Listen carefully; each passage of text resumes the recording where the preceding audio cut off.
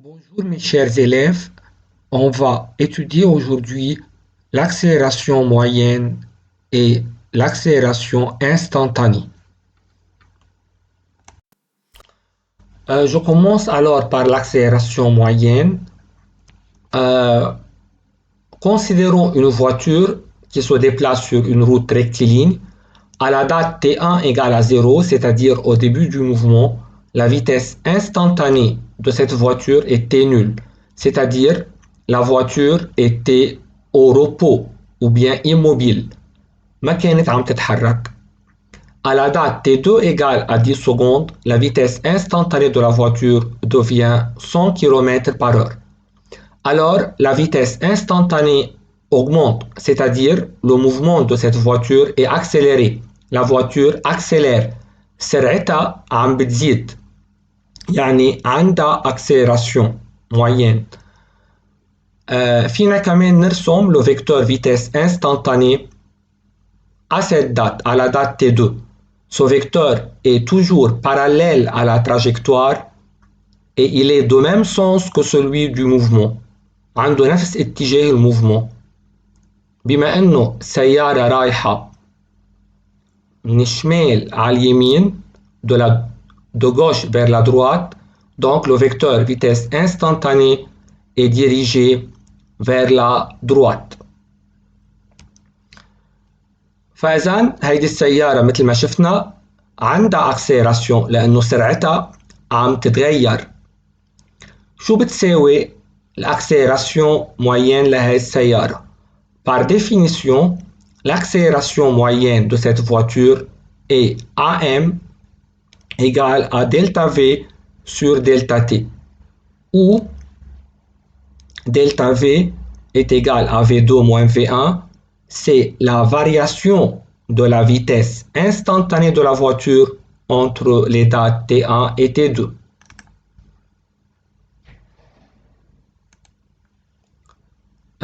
V1, c'est la vitesse instantanée de la voiture à la date T1. C'est la vitesse initiale de la voiture.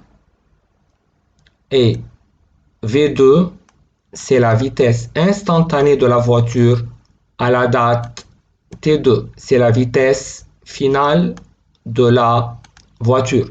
Donc V1 et V2 sont des vitesses instantanées et non pas des vitesses moyennes.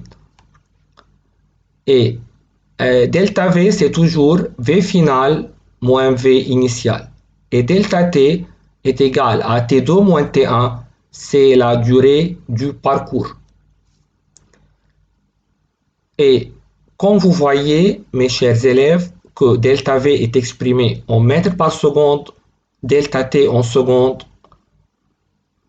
فإذا AM صارت بالمتر par seconde au carré.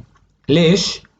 لأنه متر par seconde على seconde يعني بتصير متر par seconde au carré.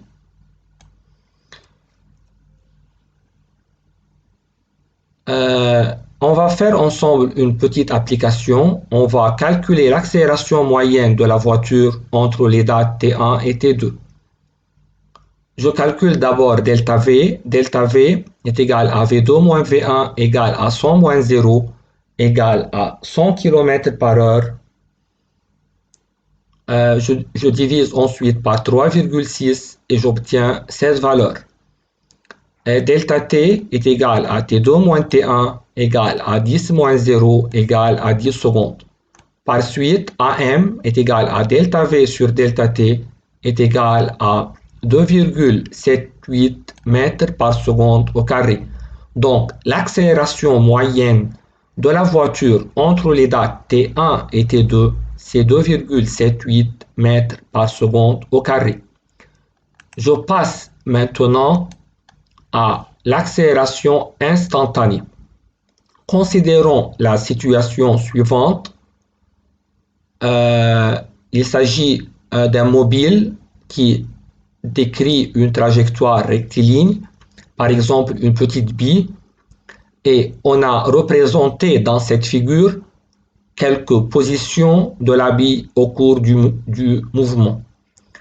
Vous savez que la durée entre deux positions consécutives est tau,